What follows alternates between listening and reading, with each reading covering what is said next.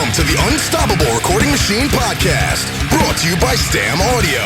Stam Audio creates zero-compromise recording gear that is light on the wallet. Only the best components are used, and each one goes through a rigorous testing process with one thing in mind: getting the best sound possible. Go to stamaudio.com for more info. And now your hosts, Joey Sturgis, Joel Wanasek, and Eyal Levi. Hey everyone, welcome to the Unstoppable Recording Machine Podcast, and today with us we have a very special guest, the man, Kevin Churko. How you doing? Pretty good, guys. How about you? Doing great, man. Thanks for coming on. As I was saying earlier, been big fans of your work and have hoped that you would come on at some point. We had your amazing son on, and that was great, and we're just hoping that at some point you would come. So thank you for being here. No problem. I just have a question, something I've been wondering for a while, because you do so many different things, from helping with songwriting to mixing to producing to just engineering. What would you consider yourself? Like, if you think of yourself in one way, or do you think of yourself as one thing primarily, like a musician first, or a mixer, or does it not matter? You just do Kevin Churko. Well, that's a tough question. I've actually never had that question been asked, so that's really cool. It's a good way to start. How do I think of myself? You know what? Honestly, I guess the big picture is I just think of myself as helping other artists successfully do whatever they want to do. And that includes, if they need me to write, I write. If they need me to just mix, I mix. If they want me to produce, I'll do that. But I think my ultimate goal is just to really make great music with other people. And this enables me not to go on the road. Did you used to go on the road?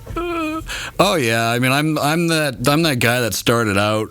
You know, I mean, honestly, I'm not going to bore you with the whole thing, but basically, my dad was a choir teacher at school, so this is starting off right. He had a weekend band, and then us kids, myself, my brother, and siblings, got old enough to start playing in his band, and so basically he fired his guys in his band and hired us, and we began playing. And so by the time I was in ninth grade, I was pretty much officially on the road permanently. And we travel across Canada back and forth, and that went on for quite a few years. So how did you make the transition then into making actual records as opposed to, being like a touring musician? Well, I think in my case, my brother and I always had, we were always recording. So no matter what band we were playing in, in those days, it wasn't as easy as it is now. In those days, we had to save our money to buy a Tascam 244, which I'm not sure if you guys would know, but that changed our lives in a certain sense. I mean, we were able to all of a sudden record just like the records we were listening to. And, because we were in a band, we had the family band, we had microphones, mixing boards, all the instruments. So it would literally be that, I would play the drum track into two channels, and then we'd bounce, through the mixing board, of course, and then bounce all that stuff down with a bass guitar onto a mono track, say, and then we'd, just using 4 tracks, just keep bouncing back and forth until we had an actual song. So I think from the earliest of times, even before that, I remember being about 9 or 10 and having a ghetto blaster on a chair with a SM58 into that speaker, so I'd play back a track I just recorded on it, and while that was playing back into the microphone going to the mixing board, I would also play bass, and then I'd have that tape, and then I'd play that tape through the ghetto blaster, and then go through the mixing board again and add guitar on, and keep doing these things back and forth until I actually had a recording. So that was actually the first recording. That was probably when I was like 9 or 10, and I just never really stopped. That's kind of fascinating to me. So you got indoctrinated at a really young age into making music and sound. I was totally thinking from a recording point of view from the word go. That's amazing. So just because I think it's an obvious question, but since we've had Kane on, who is amazing as well, like, was it an idea to, I guess, indoctrinate him from a really young age into music, or do you think he just grew up around you and so he saw Dad doing it and wanted to do it as well? Yeah, I'm curious in this because I have kids as well, and I'm curious, what you did, because obviously you were incredibly successful at it, because Kane is so awesome at what he does. So give us the roadmap. Well, you'd be surprised. I actually didn't encourage him. I didn't make it easy on him. I mean, because I was, by the time I was 4, I was in piano lessons and, practicing every day and this and that. And, my wife had a different idea about how to raise kids. So she wanted, the kids to be interested in it if they were interested in it, and not just to follow sort of my family's path just because it was easy for us and that's what I knew. So basically, I didn't encourage him. I just let it come naturally. I mean, my dad's a music teacher, so he went to my dad for a while for piano lessons and that sort of thing. But like any other kid, didn't practice a whole lot at that time. So, I would have been a little bit more sort of vigilant and more martial law with him, making him practice the way that my parents kind of enforced it on us a little bit more. But I think my wife just didn't want that kind of mentality in the house. And so then he just kind of fell off, and I just kept doing what I did. And one day I came home, and he had downloaded Cakewalk, and he was playing guitar into the computer. And, of course I was in Pro Tools fully at that point and working like a couple of different studio jobs. And so I just kind of watched him, and he needed some tech help, so I kind of helped him out a little bit and just saw where it went. And a couple weeks later, he was doing vocals. I brought a microphone home, and he started to record actual songs. And a couple weeks later, they were getting better and better. And then basically I reacted to what he did. And once he showed signs of truly being interested in it, I would give him another tool. Eventually I could get him a Pro Tools rig. I mean, when he started out, we were broke, so I couldn't really buy him anything. I had borrow stuff, but we couldn't really have a setup at home. So little bit by little bit, he showed interest, and little bit by little bit, I kind of unlocked another door for him. And then eventually he became, the Kane that you know. That's really, really interesting. That's amazing. My dad is a symphony conductor, so he got me going on it really, really young. And I guess having grown up around it like that, it's really interesting to me how it works in other musical families too. I would think that my early, childhood was probably similar to yours. I think people in that classical field and in that sort of educated musical world tend to probably be harder on their kids and tend to, go by, I don't know what it was down here, but in Canada they have what's called the Royal Conservatory of Music, and every one of us kids from the time we were 4 or 5, it's like hockey dad, except it's music dad. And he's, he's not taking us to the rink every day and forcing us to skate. But, we got the grand piano, and each one of us had a secondary instrument. And probably like yourself, yep. It's work. And then we have band practice day, and then we have vocal practice day and harmony practice day. And I guess I was kind of the Wayne Gretzky of music in a sense, that I had that dad that was fully committed, but at the same time, he wasn't Michael Jackson dad. He wasn't Joe Jackson beat me or anything like that. I mean, really, us kids just really grasped it and loved it, and just eventually, we just took off on our own more so than waiting for him to instruct us. Then we were teens, and then we had the bands and at the house, and so it was really, for most of us kids, a great life. Well, I actually wanted to do it. That's the thing. I wasn't being forced. I just saw what he was doing and wanted to emulate it, even when I was like 3 years old. But it wasn't like, living in a military family or anything like that. But it was more just like an example to follow or something like that. That's right. It's just fascinating to me how that works. Sounds pretty similar. I think as parents, that's all we can mostly do is just, be the example. You don't want your kids to smoke, don't smoke. You don't want them to drink, don't drink. You want them to be interested in stuff, you should be interested in stuff. And even if they're interested in different stuff, I think that they probably pick up a lot more than we would think, Yeah, very interesting. Like I said, because I have a couple of kids under the age of 5, I often wonder, how hard should I push him? Should I push him at all? I'm not quite sure, but my wife is definitely like, I don't want your kids doing music when they grow up. So it's pretty fascinating. we'll see what happens, right? I think that the wife yang for your yin is probably important. I mean, in more ways than one. Yeah, she keeps me in line.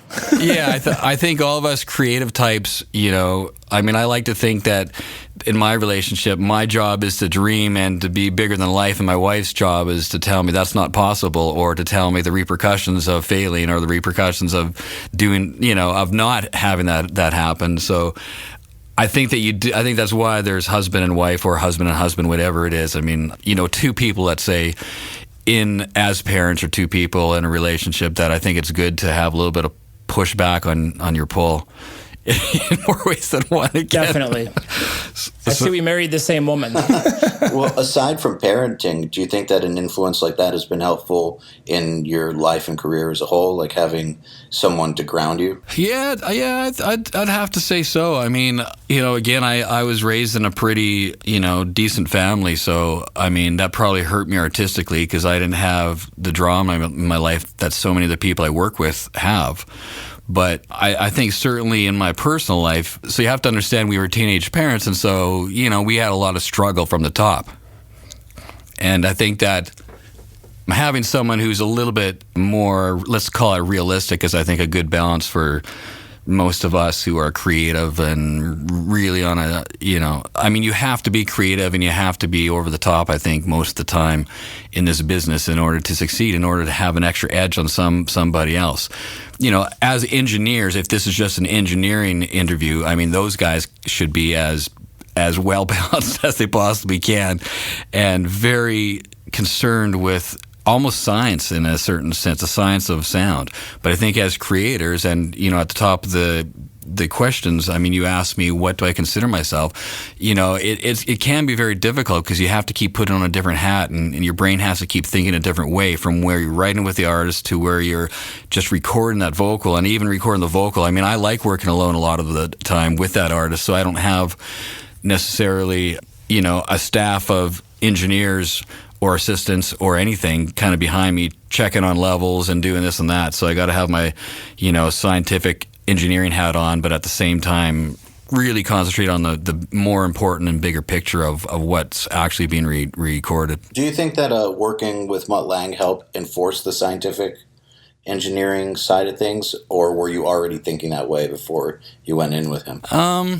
I think I'd be a moron to think it didn't affect me. I mean, it was huge. I mean, I kind of would put it like this. I worked for, like I said, I probably got it started like seriously recording by the time I was maybe 13, 14, and I worked for 25 years to be able to work for Mutt, and then my education started at that point.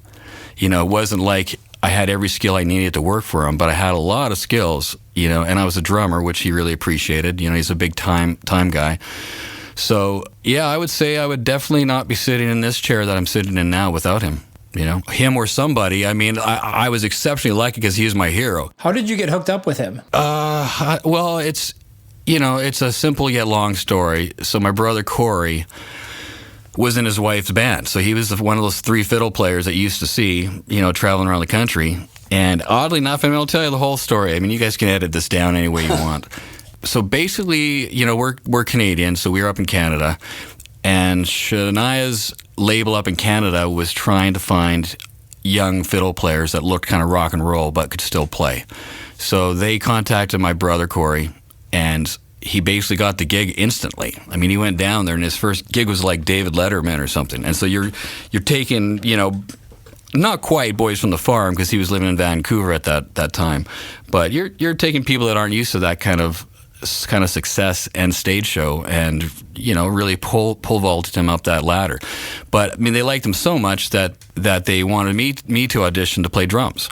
So I went down there to New York, and by that time I was already pretty much just studio guy. I hadn't been playing as much as I did as a kid, but basically I failed. Thankfully I failed, and I didn't get the gig. And but that worked out well, because a bunch of years later, they were sitting around the table, and Mutt was looking for a new engineer, a new programmer, a new Pro Tools guy.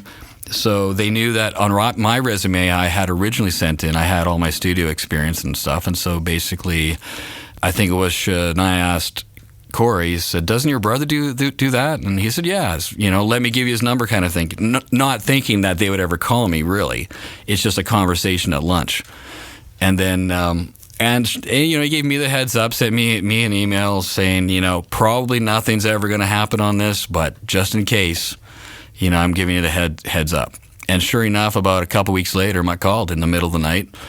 And it started with a phone call. He just called to chat and, probably get a feel for who I was. And these days, he'd be probably trying to check if I was a Donald Trump fan or not. And I'd not even be hired if I was. But yeah, it just started with that. And then it started when he said, look, I might be looking for a guy, I might not be looking for a guy. I'm just giving you a shout and saying hi. And it started like that. And eventually he flew me over there for a couple of days and, little bit by little bit. That's awesome. So that first time that you went for it and you said that you failed in that pursuit, did that get you down, or did it discourage you, or was it just like, okay, whatever, I'm just going to keep going anyways? Yeah, I was totally crushed. I mean, I thought that was my one shot. I mean, you got to understand, we're sitting up in Saskatchewan, Canada, and I'm doing like 2 jobs, flying from a little post studio to a music studio, doing everything I can just to pay the bills. And I finally get my shot, and I basically fail at it. I mean, it could be argued with whether I fail or not, but I didn't get the gig, so to me, that's failure. So I thought, well, there's my shot, and it did change the way I thought after that too. How so? In what way? Well, I think I mistakenly believed that you only get 1 or 2 shots, and if you don't make it, that you should do other things. So I had a brother-in-law who was data programming for a company called SAP, which is like a database management kind of program for big companies and corporations like Coca-Cola and those kinds of things. And this guy was making $200 an hour, and he was basically a college dropout, but he knew this program really well. And he's making $200 an hour. I'd put like 25 years into this, and I was, making 0. So I thought, well, I can do that. I'm a smart dude. And so basically I went to a power course, like a 1-month training course in Toronto. That's my Canadian roots coming out. And I learned as much as I could. And then, thinking that, what? Fuck music. I'm done with this. I worked so hard. Yeah, it was just, really a struggle. So I said, just screw this. I mean, I got a family. I got to support them. I just can't keep on working for a dream.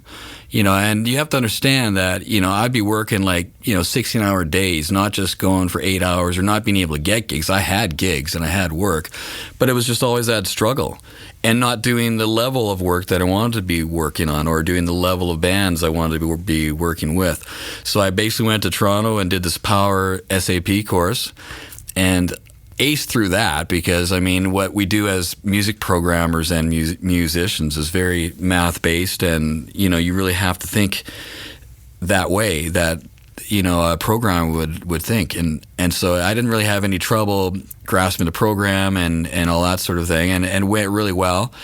But right after that, all the companies started focusing on the Y2K problem that everybody was apparently going to have, and they stopped expanding their database management departments. And so all of a sudden, I still had no job. So then I thought I was going to get a $200 an hour job, but instead I'm back in Regina again, just, recording some good bands, but also a lot of bad bands, and, as well as doing Foley, and I was just back to my old life of, just trying to make ends meet. So was the transition when you started working for Mutt, was that like the big transformation in your life, or was it already getting better at that point? You know what? Just before I started working for him, it wasn't necessarily awesome, but it was stable, meaning that, I had my roster of clients and, like I said, I could float back and forth between a post studio and a music studio.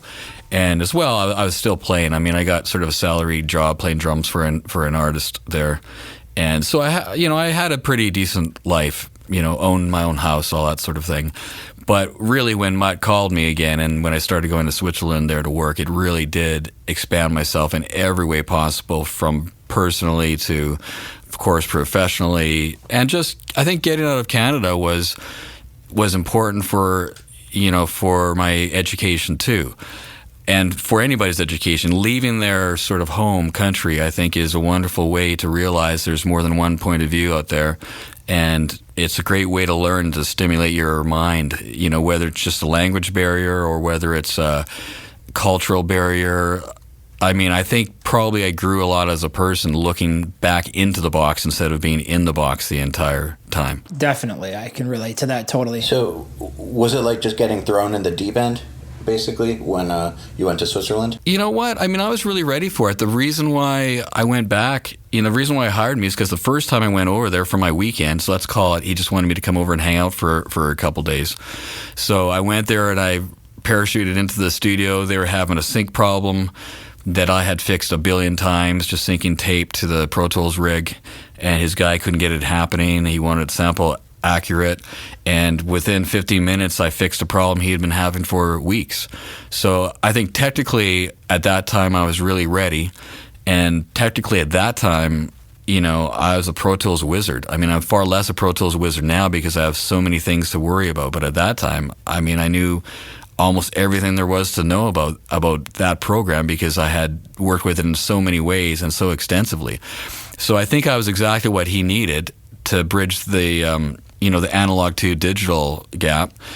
So I was really ready for it, but at the same time, I mean, I had to learn a lot of stuff too. I mean, I remember I'd never worked with Logic, and he was using Logic for his MIDI a lot of the times. And so on the plane, I got that Logic manual, and I don't know if you remember some of those original Logic manuals, how thick. I mean, the Bible has nothing on that.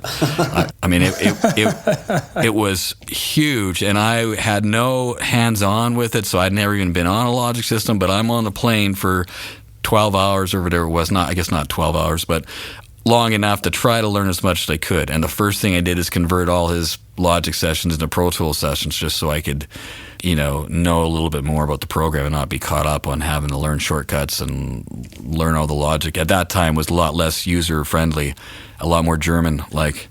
So, but yeah, I mean, I had to go from, I mean, I was lucky because at the music studio I worked at back in Canada, the guy Grant Hall, he was a gear fiend, and so he always tried to get one of everything, and he was always on the cutting edge of any gear and especially digital stuff, but even analog gear too. So I knew, I had, and plus all the studios that I had recording as a band and all that kind of stuff, I had a pretty solid education all the way through.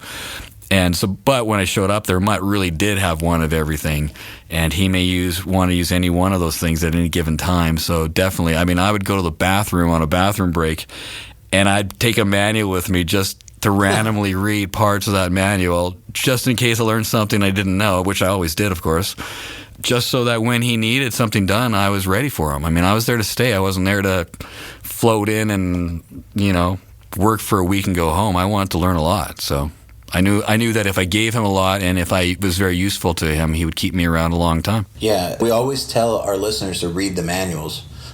That's like one of our first episodes ever, we talked about that at length. I think Joey talked about reading the Ozone manual, and we always tell our listeners that if you're wondering about how something works, rather than posting a question online, go read the manual. Check it out for yourself.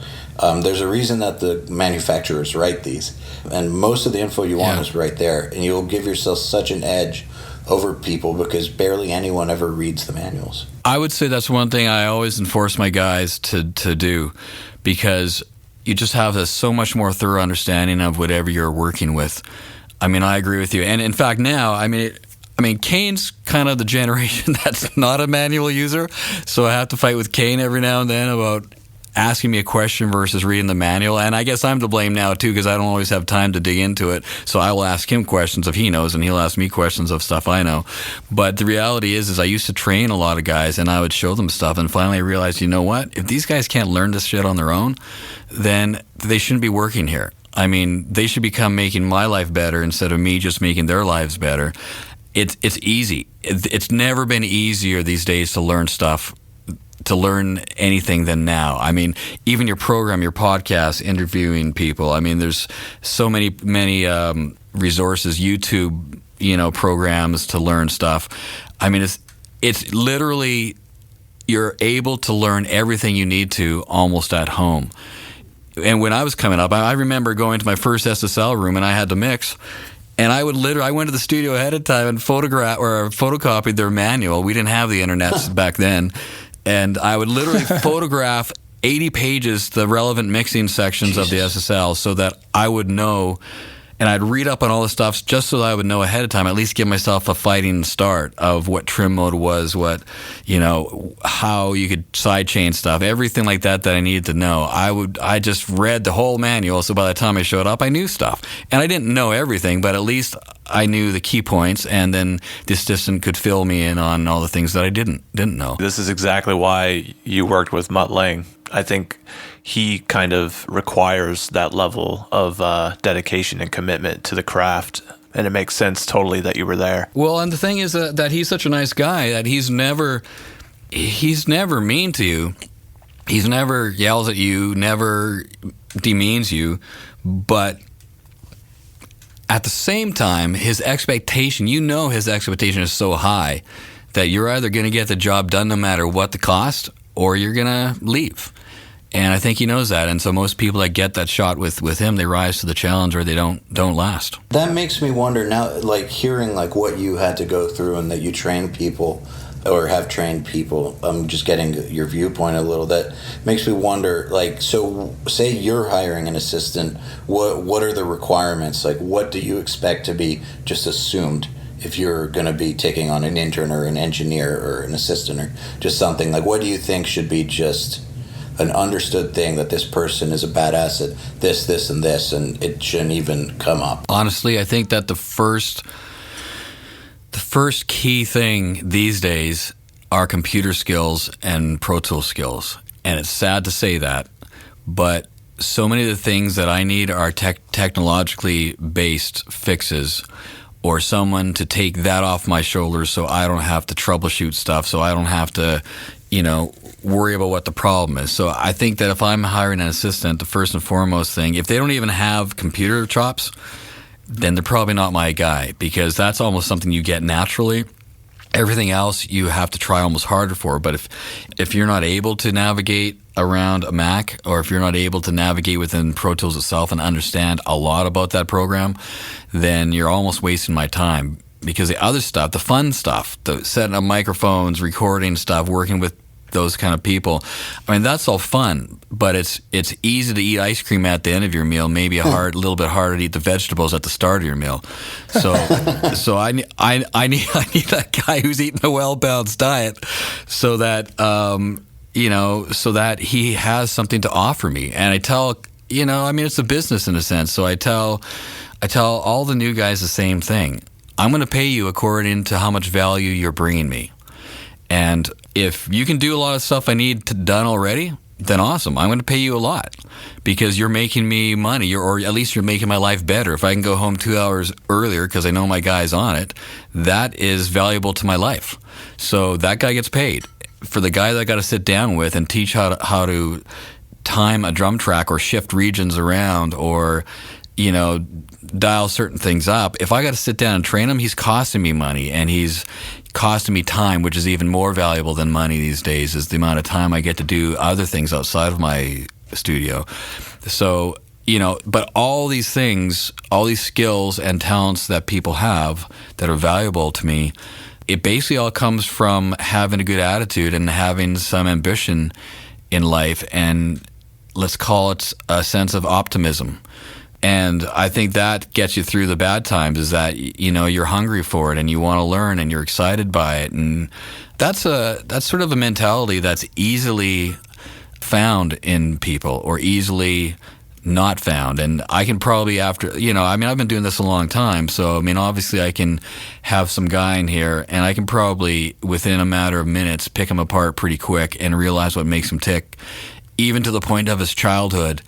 And I can generally tell pretty fast if a guy's going to last, or if he's going to have the skills, or going to be able to develop those skills, not just for working for me, but in this industry in general. And as you guys know, it's brutal. I'm not negative, and I don't want to be negative for people starting, but if you can't win the stamina test, you're going to fail. And it's really as simple as that. And, if you don't want to work every hour of your day, at least for a good bunch of years, you're going to fail. If you can't put, going to the movies at the bottom of the list or taking gals or guys on dates, you're going to fail. I mean, it's just something that in order to rise to the top of this narrowing mountain, you just have to, you really have to have extra juice that other people don't have. Ain't that the truth? Are you familiar with Zach Cervini? No. He's young, and maybe we've had him on here. He's 21, I believe. Yeah, young kid, definitely. Yeah, and he's just engineered on the latest Blink 182, and he's been working on some really, really big stuff. And he's Feldman's assistant. Yes, he's Feldman's engineer, basically. And he got the gig at a super young age. And one of the things that he talked about getting that gig and maintaining that gig is that he works 16 to 18 hours a day, almost every single day, except for maybe one day off a week. And he's done that for years, and he loves it. He doesn't mind. And that's been one of the secrets to getting, doing A-list records at the age of 21 or 22 has been his incredible stamina. Yeah, if you're looking at this, if you have to think, oh, I don't want to go to work today, even if all you're doing is going to get coffees for people, if you have to think, I still don't want to go to work on almost any day unless somebody's beating you up when you get there. If you have to think like that, this is not your career. It really has to be something where you're excited to do whatever you can do in order to keep getting better. And keep getting better gigs. The better gigs come with you being better. So work on yourself first, and those gigs will come. Funny how that works, right? Yep. Absolutely. So I wanted to change gears a little bit here, if we don't mind. So Kevin, how do you keep on top of the rapidly changing market? I feel like this is one of the hardest things to do, and I'll just speak from personal experience. When you work on recording artists or whatever for 14, 16 hours a day, the last thing you want to do is sit down, listen to the radio and say, okay, this trend is emerging in this market. Okay, let's switch markets. This is coming in over here. I'm going to focus on that, etc. How do you do it? Wow, that's another great question. I mean, you can tell you guys are pros. That's a real difficult thing. I mean, to be honest. We just love talking about this stuff. Well, the reality is the harder you work, in a sense, the more out of touch that you are. Because you're not going to the grocery store and randomly hearing things, people play things. You're not going to parties where people are playing new music. You're not hanging with friends. You're freaking working your ass off to get stuff done. So it's a double-edged sword. You have to work that hard in order to get ahead, but at the same time, you do have to be in touch with what's going on out there. Honestly, I think having a family is a wonderful thing because Kane introduced me to a lot of music I normally wouldn't have heard. My wife listens to completely different music than what I listen to, both current and old. And my daughter is the best sounding board of them all because she's not a musician. She's a young girl. By young, I mean she's 23. And she listens to completely different music than all of us. So I think I just peripherally hear a lot of things, and they're on top of what's current. And I just hear that stuff as, I went to play Frisbee golf with my daughter this morning, and I get in and, there's a Drake song on, and that is probably not an artist that I would normally just gravitate towards, but I'm listening to it and digging it. And literally, I mean, we're all the same. We're always trying to figure out what's turning people on from that track. What do people like about that? Why is it good? Why is it at the top of the charts? So I think we all have to have two musical minds, are just out of pure love and who we are as people and what we want to listen to. But then if you want to be involved in the music business, you of course have to understand what's current, what's coming, what's failing, what's making money and what's not. And so I most definitely look at the charts of all sorts to understand what's doing well. And I'm not just talking about just radio charts because, I'm mostly a rock guy these days, and I can look at the rock charts, and just because a song's number one on rock radio doesn't mean that it's selling anything at all. So to me, it's much more important to look at people who have careers and who are consistently working and consistently selling than just someone who has a single big song. So I guess to answer your question in a short way, I really listen to the people around me, and that's mostly my family and mostly my friends. And I'm lucky that they don't have the same interests as me and the same musical loves as me, because I hear everything.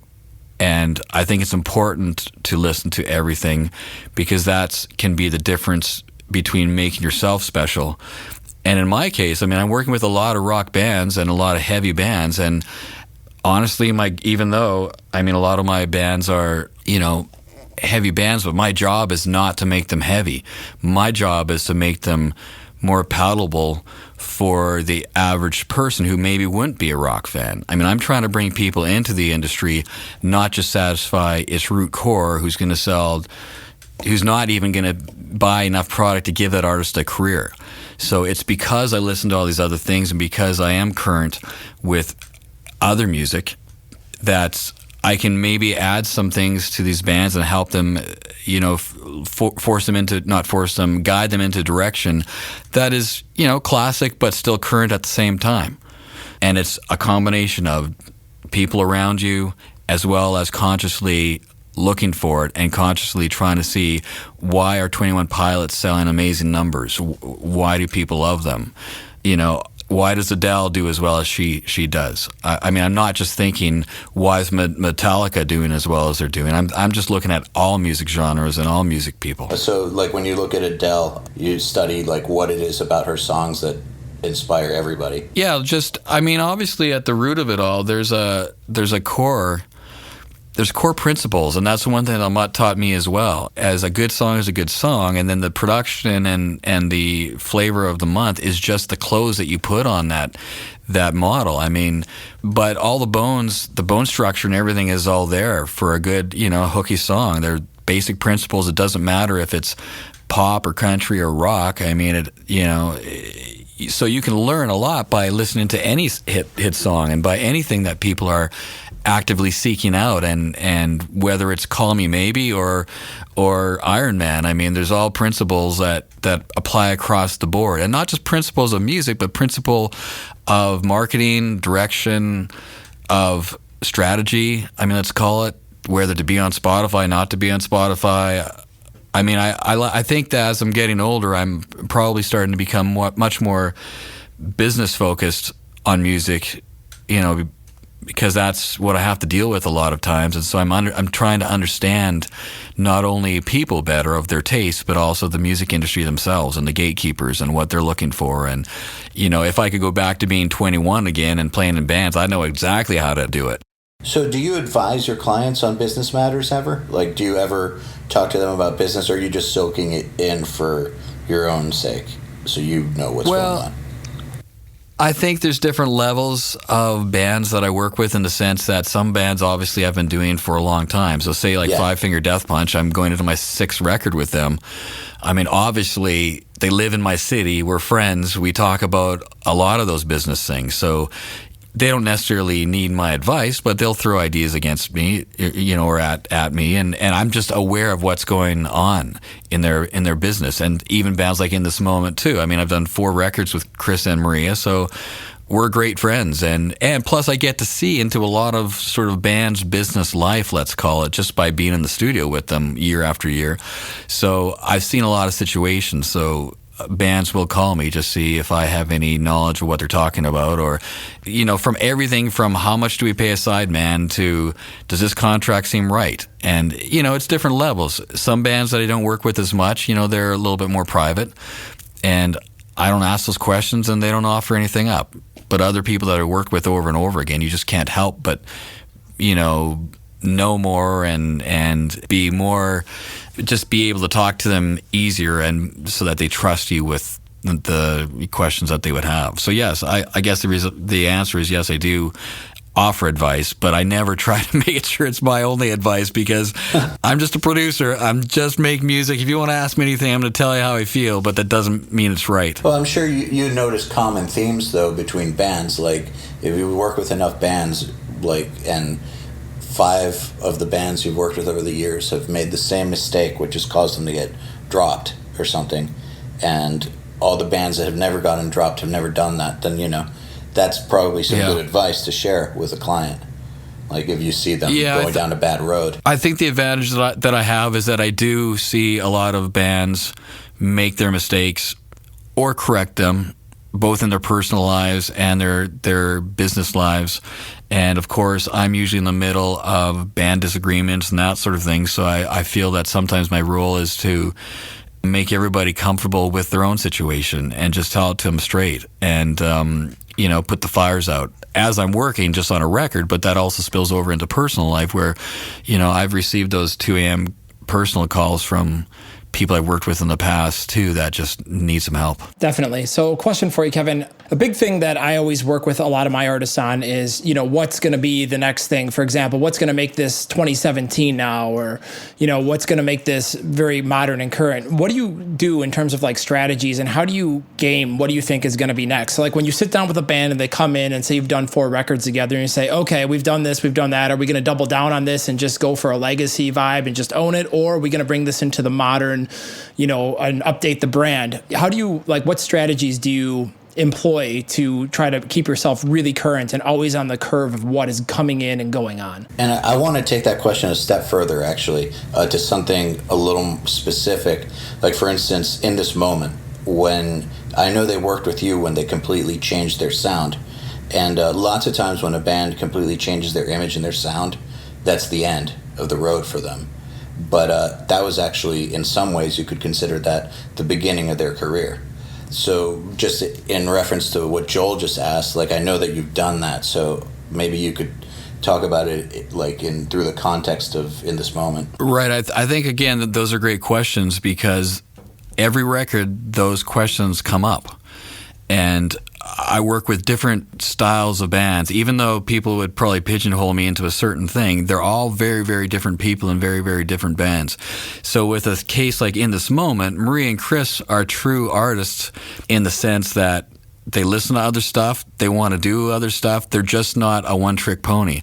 So honestly, that really is Maria driving that ship sailing that ship in a certain sense, and I'm there to accommodate her any way I can.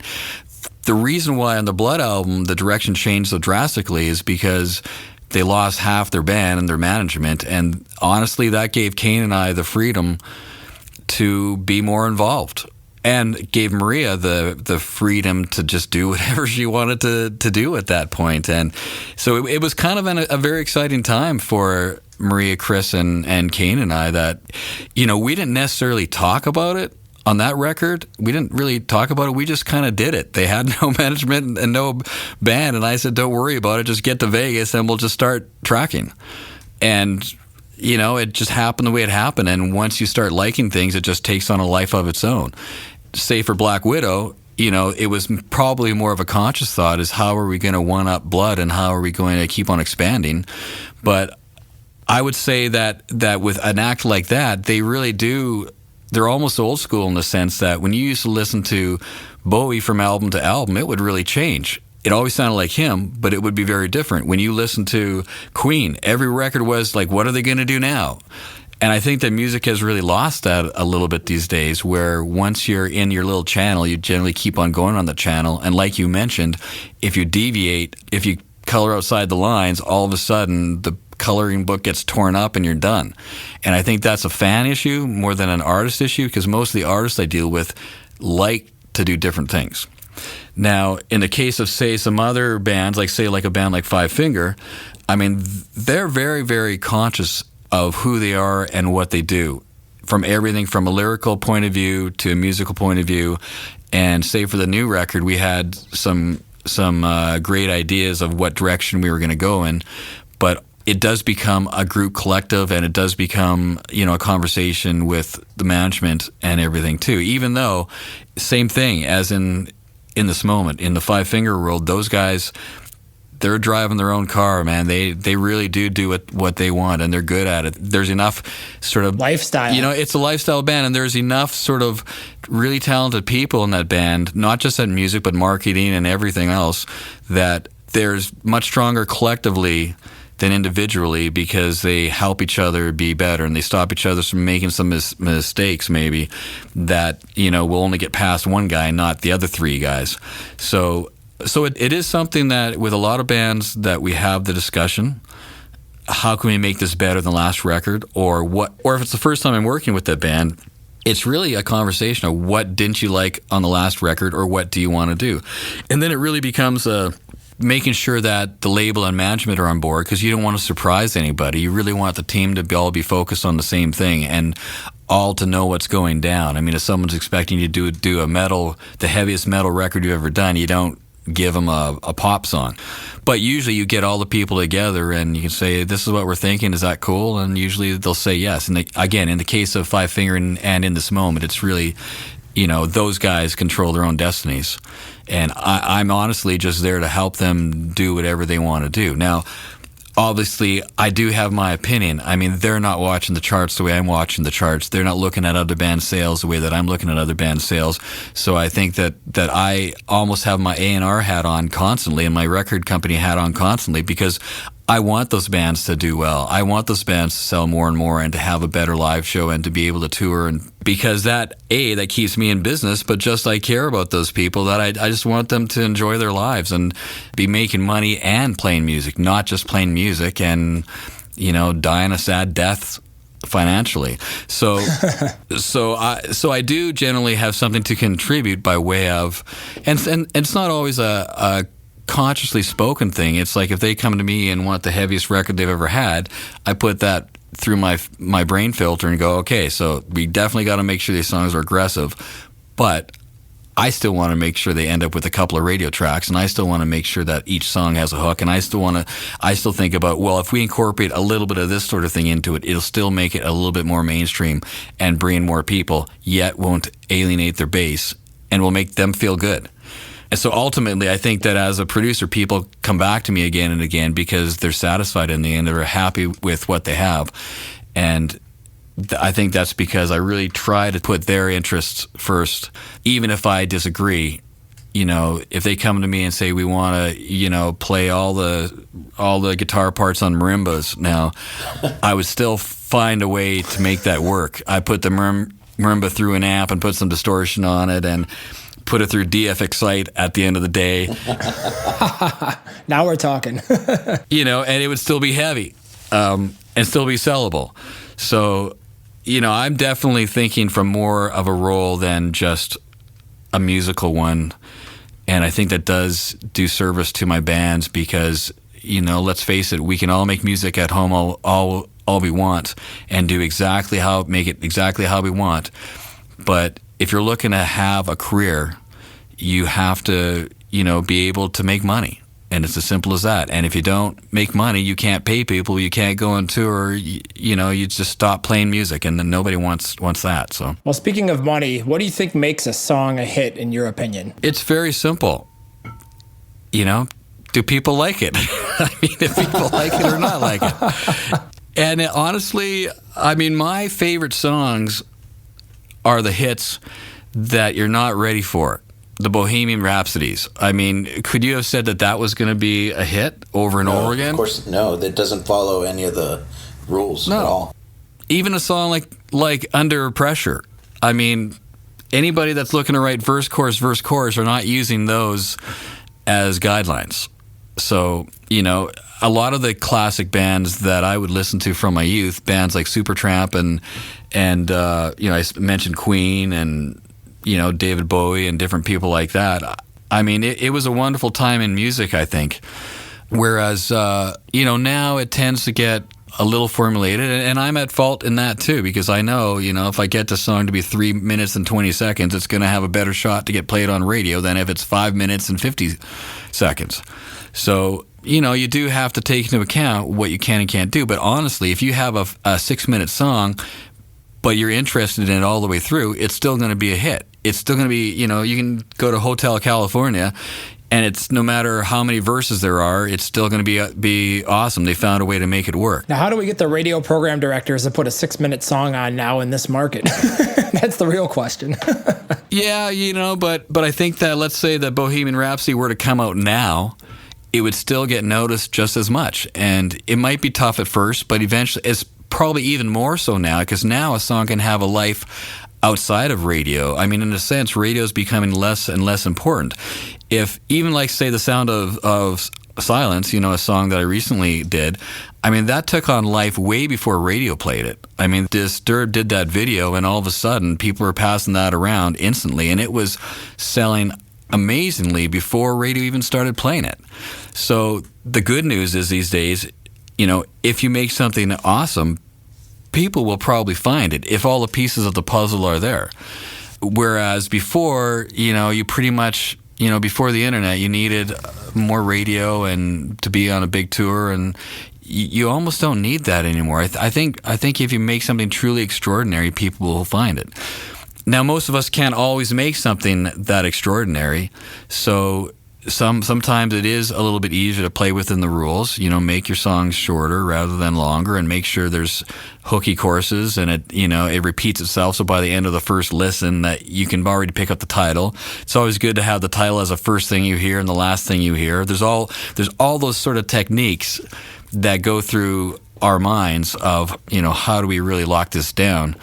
But at the same time, that's when someone surprises you with something completely different that you just love listening to, and you can't turn it off, and it doesn't follow any of those rules. So, I think that for me, it's the same thing as just writing music is learn as much as you can about it, but then try not to be too tied down to those rules and guidelines, because it's much more exciting when you break the rules rather than follow them. Definitely. So, speaking of hooks, because you mentioned hooks a few times, what, in your opinion, makes a good hook? Well, it's just something that inspires people and that they can recognize and look forward to it. I think part of music appreciation is almost waiting for that hook, and then you get it. It's almost the waiting for it that you're waiting for. You're waiting for Phil Collins to go do do do do do do do do do do. So it's the anticipation of those wonderful moments that you can repeat. Well, I mean, he doesn't repeat that riff in that song, but that's basically what makes a hook is something that people want to hear over and over again, and not only while they're listening to that music, but after they turn it off, they're driving to work, radio's off, and they're still singing it. I think there's no better definition of a hook than music or lyrics which get into the person's subconscious, so it's constantly rolling around in their head, in a good way, not a bad way. You can go Friday, Friday, or whatever that was, and, maybe that's an awesome hook. But maybe not the hook that you want in your head. So for anyone listening, if you don't know what he's talking about, look up Rebecca Black, Friday, on YouTube. And I think everybody on Earth that was alive when that came out heard that song at least 400 times. Possibly, but just in case they don't know, I want them to go listen to it. I mean, you should, because honestly, there's a lot of awesome things that you can get from that song, and even and I'm not even saying I don't like that song. I'm not ragging on that song at all. It's a hit. It's undeniable. I look at all that and go, way to go. That's awesome. And it doesn't matter if it's Gangnam Style, or it doesn't matter if it's Call Me Maybe, whatever it is. If you get that many people to be engaged in listening to it, it's a wonderful thing and a lesson to be learned. Absolutely. I always say to myself, I wish I wrote that song. No kidding.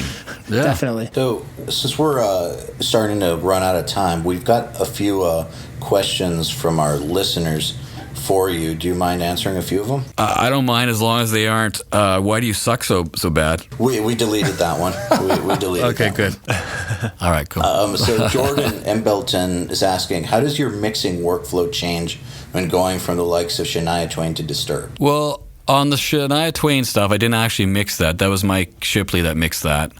So, but I can answer the question still, and that is that it doesn't, honestly. There's different things you have to keep in mind between those kind of genres. Obviously, with a band like Disturbed, you need it to sound heavy, you need it to sound thick. But honestly, to me, mixing's mixing. You're going to make the Disturbed stuff a little bit dirtier and a little bit more aggressive, but it's all the same pool. I think that lots of great mixers can float back and forth between different styles, and as long as you know what the end game is, as long as you can put your ears in the ears of the listener and what they want to hear. And in some cases, it's completely different playing environments. If you're mixing a dance club song, obviously you got to think a lot differently on bottom end versus if you're mixing a more AM radio-ish kind of song. So, I think all the techniques are pretty similar and all the, it's just a matter of knowing what the listeners of that music really expect. I'm not sure if that answered the question exactly the way that he wanted me to, but... It does. I think it's more of how you think about it rather than routing Pro Tools differently, I guess. I think he was wondering if you set your Pro Tools up completely different or something on a different style. Right, exactly. And with that in mind, the answer to that is no. I don't set it differently. I mean, I will use different techniques as needed, but I kind of have a couple of mix templates for most music that I mix, unless it's completely different stuff. And it is mostly the same. It's like, it just looks like a mixing board, just typically, there's not a lot of changes going on from style to style. All the changes are more subjective changes like EQ and compression and all those, and effects, those style of things, more than the signal routing. Yeah, makes sense. So Chris Hart is asking, what's your favorite mic for overheads? Well, I've used a lot of different overhead mics, but honestly, weirdly enough, I know it's not the best or most expensive mic, but I kind of go back to AKG 451s. It may be because in my youth, that was the first awesome overhead mic that I had. And even though now I have a lot more choices, I just like how aggressive they sound on drums. Yeah. And again, I'm not the guy that thinks that just because something is more expensive, it's going to be better. It's like wine. I mean, the most expensive bottle isn't always the bottle you like. And I think particularly nowadays when alt rock is more about style than it is necessarily about, let's say, sonic purity. So for me, the 451 just seemed to do the right thing for me, and whether it's because I'm used to it or not, I mean, I don't know. I just put up some cool ribbon mics up the other day, and I love those mics, but it just doesn't, it's just too mellow of a microphone to kind of make drums sound rocking. Cool. Kier Lakos is asking, how do you go about developing a song to fit the artist's vision and profile? Well, most of the time, I'm writing with the artist, so usually they'll bring the seed, and then I'll just try to expand on that and make that better. So I'm not trying to, fit a square in a round hole. Other times when it's a writing session, I mean, obviously I get on the phone with them ahead of time and just make sure that I know what they're looking for. And I'll listen to their catalog. If I don't already know the act, I mean, I'll listen to the catalog of what they've had, and then you can pretty much tell what they like, where they go with melodies and how they do it. Again, for me, I'm a guy that definitely likes to look under the hood of anything that I'm working on. So, I want to know what makes Maria respond to a song more than what makes Ivan from Five Finger Death Punch, respond to melody and chords. So I'm pretty schooled in theory as well, in the sense that, I know that Maria, if I have a melody that starts on a ninth rather than, the root, that Maria will respond to it better. I technically know what makes people tick, and that's what I try to do. I put it in my data bank and get all this data, and then I try to ignore it and just do what I think is best.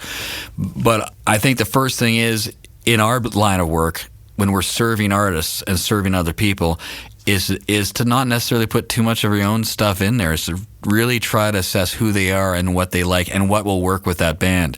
And I may have a different idea of what will work with them rather than they have, but usually it's a combination of that, and you compromise a little bit. And I've been lucky a couple times where I've gotten the artist to try a couple of things, and that turns their head around. And I think that if you show them the success, if you can just get them to try some things they wouldn't normally try, and they're happy with that result, you just get more and more power, in a sense, and more impact on that artist. And in some ways, you unlock Pandora's box, with those people too. I mean, in a good way, though not a bad way, in the sense that sometimes people just need a little bit of a nudge or a helping hand or directing them in a very, very small way, and they respond to it and go crazy. And you can, again, take the Sound of Silence of David, all they did was say, why don't you try singing that an octave down? And those are really, and he killed it and he nailed it, and he just responded to that and took it even further than I thought he would. So, a A lot of times it's just really just helping them maybe do things still within their nature, but not necessarily something they naturally do. So speaking of theory, this is actually one of our questions, but you touched on it, and I'm curious. How important is theory to you? Well, I think theory for me and my style has been very important because I like doing a lot of vocals, a lot of background vocals, and I like doing stuff like strings. I mean, if I didn't know as much as I do about musical theory, I probably wouldn't have been able to do The Sound of Silence the way that we actually did it. And I love doing that. I really enjoy that process. On the other hand, theory for some people can, including myself, can become a liability too. And that's why I say you got to learn as much as you can, but then not focus on it or not depend on it. And so say with my son Kane, I mean, I kind of guided him in a much different way because I was so schooled growing up that I think that I lost some edge that maybe that other people had that could just naturally play something that they've never done and run with it. Whereas I always had to kind of figure it out in my head and make sure I knew what changes I was going to go to. And, whereas some people are just so natural at it. And I think that, say, in Kane's sense, he's a different writer and a different producer than me because he's not strapped down to all the theory that I have. And that's why I like writing on guitar because I'm not as well versed on guitar as I am on piano or something like that. So to me, sometimes it's just random where my fingers end up and it sounds good or it doesn't sound good. And I think that that's a wonderful place to be for a lot of people. It's just that my nature is that I just got to understand it. Once I do something that somebody likes, I want to know why they like that. Yep. And or if I hear a hit song, it's like questions you were asking me earlier on, why do I like that so much? Why do other people like that when I don't like that? I mean, all these questions are sort of theory questions that I really need to know, but I don't think anybody necessarily needs that. I think some of the most inventive singers I've worked with know nothing about music. I mean, Ozzy doesn't know a C from a A. I mean, a lot of the people, the great singers that I work with aren't strapped and aren't confined to theory. And I think that it helps them more than if they had my knowledge. I mean, that's why they hire me, is to give them a little bit of that. But at the end of the day, music makes you feel good, feel bad. It makes you respond or it doesn't. And theory is kind of irrelevant to the big picture other than just understanding. I just like I said, when I hear something I like, I want to understand why I like that. And so for me, it's a necessary thing. Definitely. All right, here's a question from Al Bandino. He said, that Papa Roach and In This Moment snare sound with the tail and reverb, I've been trying to achieve that for a long time. How do you do it? Well, that's someone who's listening. You know what? I have a lot of similar techniques on a lot of my stuff, obviously. A lot of that comes from compressing the room tone and the overhead. I actually get probably a lot more drum sound out of the overheads than you would think. And, if I only had 3 mics, I'd put 2 overheads on and one in front of the kick. So a lot of that tail reverb, I don't really use reverb on drums. I've never used reverb I shouldn't say never. I mean, you sometimes do if it's, a particularly slow song or something. But generally I like to get as much natural verb out of the room. And you can only do that if you have a room that speaks in that way. Like the best room I ever had, oddly enough, was my kitchen at the first house when I moved to Vegas. I mean, for whatever reason, when I set my drums up sort of in the dining room, it just made the drums explode. You know who else has a really good sounding kitchen is Bob Marlette. Is that right? I was in his house at NAMM and he had his drum set up in his kitchen and they sounded killer. I don't know what it is about that, but about kitchens and stuff, but it just has the right amount of pre-delay for the verb and the slapback effect, and it just worked out really well. So in order to get some of those tail verbs that I have in some of my recordings, you almost have to have the right kind of room, because I'm not dialing a reverb in. I'm making my own reverb by compressing the room in tandem with the snare. So, but sometimes those kind of things you can almost only get away with if you have a drummer who's already playing and he's well balanced as a player, meaning that if the guy's killing his cymbals, you're never going to be able to use those overheads for your drums because the cymbals are too freaking loud. So, some of it is player-based and some of it is just technique-based of being able to either mix more room tone in, more room mics in, or more overhead mics into that snare. And in some cases, not playing cymbals really helps, or playing less cymbals, or possibly recording them on a separate take, in some cases may really help you compress the heck out of that room and get that reverb tail to kind of start poking through a little bit more. The natural reverb tail, not the processed reverb. So since we're already on the topic of drums, Christopher Clancy's asking, how do you go about processing your drums? They always sound really solid and powerful, yet totally clean. I find that a lot of mixers end up with a lot of mud. What steps do you take to avoid this? Well, I think honestly, some of it again comes from the player. I remember one time I was back in my band days, I was playing in a club, and the sound man came up to me and said, "Man, it's so easy to make your drums sound good because you have such a great balance." And I didn't understand what he meant, but then I thought about it, and he explained it to me. No, your ride's not too loud, so where you're hitting your ride, it's not pinning the overhead mics back, and your snares and kick, you're hitting your kick loud enough so that it can come through on the rooms. So half the battle is having a good player.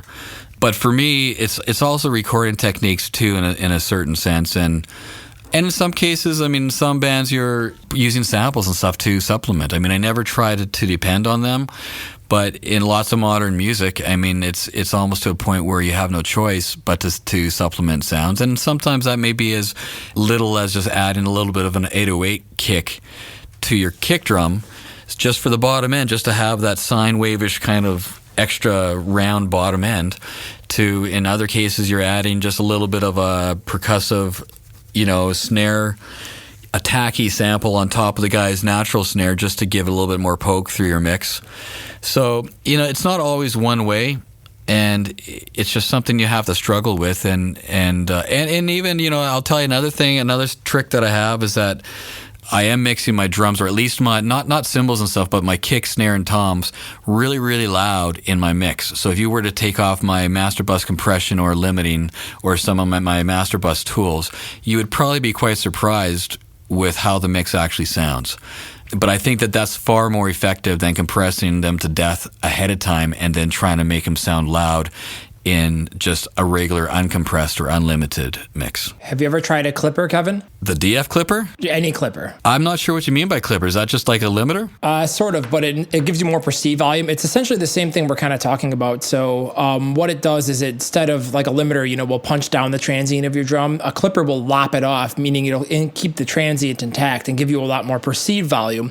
So you can crank your drums up super loud and clip them. And when you hit the mastering limiter, they're not going to come out, they're not going to adjust in volume, and you're going to maintain all your punch and clarity and impact. So it's kind of just like a different way of doing what you're describing, and maintaining the punch and attack of your drum and making it sound super upfront and really aggressive. Right. No, I've never tried that, but oddly enough, I've done something similar, and I haven't tried it in the more modern version of Pro Tools, but somewhere around Pro Tools 9, I found that if you routed things through an aux and completely redlined it and clipped it, it wouldn't give you that digital white noise. It would just lop off. It literally looked like a square wave on top. But to me, it works so much better than limiters, at least the ones I had at the time. But I used it, so much that I almost felt embarrassed. That I thought, this is technically completely incorrect, and if anybody was watching me, I'd be embarrassed. But audio-wise, the result that I was listening to sounded awesome. So, that's just another rule that I've developed into, is that I don't care what anybody says. It sounds good. It doesn't sound good. Use your own intuition, and maybe you'll break some new ground. You actually answered the next question. So here's the last question we've got is from Chris Holmes, and he's saying that, I'll just read it as if it's him. I'd really like to know your thought process on automation. From the videos on YouTube, it looks like your sessions are filled with all kinds of plug-in volume and EQ automation. It would be interesting to know a bit more of why and when. So I think that's the best thing about digital land these days, is the automation. And yeah, my sessions are fully automated in so many different ways, right? For even the mastering, the master bus compression limiting is automated so that it speaks differently from the verse to the chorus. And those are things we kind of couldn't do back in the old days. It was just so much work to ride, and you just never get the fader rides right. Well, now there's no excuse to have them wrong. So I just find sometimes it's better to ride volume levels in a Pro Tools rig rather than just compressing it to death. or at least riding it first and making it as even as you can, and then using gentle compression just to kind of for texture. But I'm riding everything from volume levels to effect sends, obviously, constantly, like particularly on vocals, just the tail ends of words. And the reality is you can use ducking delays and different things like that. But I just find that the old school by dialing it in is just the best way, because then you can really control how loud every delay is. And I think that's really important if you want your mixes to sound as good as they possibly can. So there's automation like that, even automation on EQs, on a vocal. I mean, if the singer, like say in particular with someone like Maria, from In This Moment, who's goes from a whisper to a scream on any given song. I mean, obviously her voice is going to sound very different throughout that whole process. So I'm going to have to automate low mid when she's getting up close to the mic and singing like this versus when she's backing away and screaming her lungs out. I mean, so I'm really automating almost a whole lead vocal from start until end. And some of it may be just a little bit of 3K taking out when they're too aggressive, and some of it's like when they sing quieter and get close to the mic, the proximity effect, or just the natural tendencies of the voice to have more low mid. I'm dialing that down. So definitely automation for me is a key thing to making things sound balanced without making them sound stupidly compressed. And sometimes that kind of compression can lead to other problems too. So definitely I'm not afraid to draw a dot in my screen and move it around. Awesome. Well, Kevin, thank you so much for coming on. Thank you for sharing so much and just being on here for this long and answering all our questions in that much detail. You've been an amazing guest, and honor to have you on here. Yes, definitely. Thank you for being so generous with your time. Sure, no problem. I really appreciate the questions you guys asked. I mean, they were all really good questions, and hopefully, your viewers will appreciate that too. And as well, I mean, I love DFX-Site. I don't know if if that overlaps with this podcast, but I mean, I just used it on banjo yesterday again. So, I mean, it's that's awesome. I'm probably using it in ways you never thought that anybody would, but it's a great tool, and we love that. Yeah, and and honestly, it's because of those kind of things that I know that you guys are really, doing some great work, and with your podcast or your products that you're making, I think it's really cool, and I think that you guys are, probably young guys that are going to do a lot of great things. So best of luck to you. Thank you. We appreciate it. The Unstoppable Recording Machine Podcast is brought to you by Stam Audio. Stam Audio creates zero compromise recording gear that is light on the wallet. Only the best components are used, and each one goes through a rigorous testing process with one thing in mind: getting the best sound possible. Go to stamaudio.com for more info. To ask us questions, make suggestions, and interact, visit URM.